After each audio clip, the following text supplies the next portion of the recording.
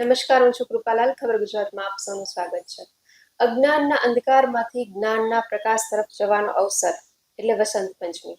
ત્યારે વસંત પંચમીનું શું મહત્વ છે તેમજ વસંત પંચમીના દિવસે શું કરી શકાય તેના વિશે આજે આપણે ખાસ વાતચીત કરીશું. આજે આપણી સાથે સ્ટુડિયો પર જોડાયા છે જામનગરના જાણીતા એવા જ્યોતિષાચાર્ય જીગરભાઈ પંડ્યા. તો ચાલો તેમની સાથે ખાસ વાતચીત કરીએ. ખબર ગુજરાતમાં આપનું સ્વાગત છે. નમસ્કાર. જે રીતે વાત કરી કે વસંત પંચમીનું શું મહત્વ છે અને તેમજ વસંત પંચમીના દિવસે શું શું કરી શકાય તેના વિશે આજે આપણે વાત જી, વસંત પંચમીનો ઉત્સવ એટલે કે આપણા શાસ્ત્રમાં માઘ નવરાત્ર એટલે મહામાસના નવરાત્રમાં જે પંચમી તિથિ પાંચમની તિથિ આવે છે એને આપણે બધા વસંત પંચમીના નામે ઓળખીએ છીએ. તારીખ 23 જાન્યુઆરી 2026 શુક્રવારે પૂર્વા ભાદ્રપદ નક્ષત્રમાં વસંત પંચમીનો ઉત્સવ આવી રહ્યો છે. આપણા શાસ્ત્રમાં વસંત પંચમીનું ખૂબ જ સુંદર અને શ્રેષ્ઠ મહત્વ દર્શાવવામાં આવ્યું છે. જોવા જઈએ તો વસંત પંચમીનો સીધો સંબંધ વિદ્યા અને જ્ઞાન પ્રદાન દેવી માં સરસ્વતીજી સાથે કરવામાં આવેલો છે. જે બુદ્ધિના પ્રજ્ઞાના દેવી છે, જ્ઞાનના દેવી છે, એમાં સરસ્વતી વસંત પંચમીના અધિષ્ઠાત્રી દેવી છે. દરેક ધનમાં વિદ્યાધન છે શ્રેષ્ઠ ગણવામાં આવેલું છે. કારણ કે માં સરસ્વતીની કૃપા આપ ઉપર હશે તો લક્ષ્મીજીની કૃપા અવશ્ય પ્રાપ્ત થશે. અને જ્યાં જ્યાં સરસ્વતી છે ત્યાં ત્યાં લક્ષ્મીજી છે જ. દર્શક મિત્રો, વસંત ઋતુનું આગમન એટલે કે વસંત પંચમીનો ઉત્સવ.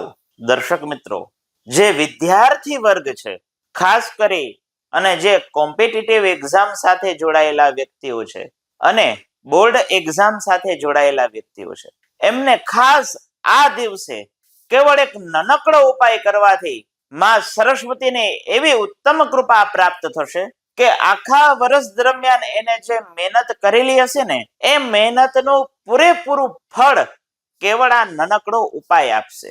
માં સરસ્વતીની છબી સામે એક સુંદર મજાનું ગુગળનો ધૂપ કરો અથવા કપૂરનો ધૂપ કરો.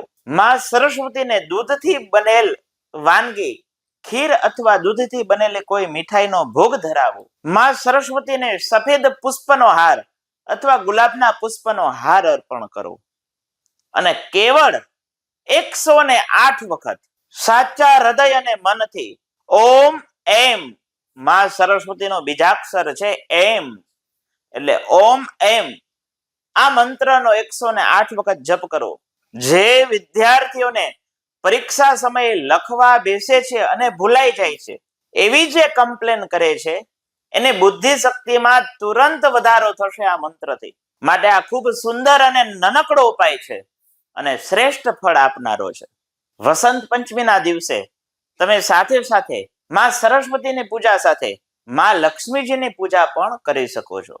આપણે ત્યાં વડીલો એમ કહે છે વસંત પંચમીનું વણ જોયું મુહૂર્ત હોય. તમારે કોઈ નવા વાહનની ખરીદી કરવી હોય, મકાન માટેનો દસ્તાવેજ કરવો હોય, નવી ચીજ વસ્તુની ખરીદી કરવી છે, નવી વસ્તુનો આરંભ કરવો છે, વ્યાપારનો આરંભ કરવો છે, તો એ માટે વસંત પંચમીનો ઉત્સવ એ શ્રેષ્ઠ ઉત્સવ છે. વસંત પંચમી એ જ્ઞાન, કલા, વિદ્યા દરેક સાથે જોડાયેલું છે. જે કલા ક્ષેત્રમાં રુચિ ધરાવતા વ્યક્તિઓ છે એમના માટે પણ વસંત પંચમી એ શ્રેષ્ઠ પૂજાનો અવસર છે. જે નૃત્ય સાથે સંકળાયેલા છે, જે ગાયન અને વાદન સાથે સંકળાયેલા વ્યક્તિઓ છે, કોઈ પણ કલા ક્ષેત્રમાં સંકળાયેલા વ્યક્તિઓ માટે વસંત પંચમી એ શ્રેષ્ઠ અવસર છે. સાથે દર્શક મિત્રો, આ વર્ષે વસંત પંચમી શુક્રવારે આવે છે.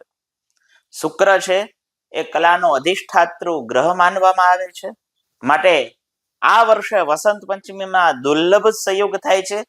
પંચમી તિથિ શુક્રવાર એટલે માં લક્ષ્મીજીનો વાર, શુક્રવાર એટલે કે કલાનો દિવસ, અને એમાં પણ અત્યારે ગોચર ગ્રહોમાં ઉચ્ચના મંગળ સાથે શુક્ર યુતિ કરી રહ્યો છે, એટલે શ્રેષ્ઠ લક્ષ્મી યોગ પણ બનાવી રહ્યો છે.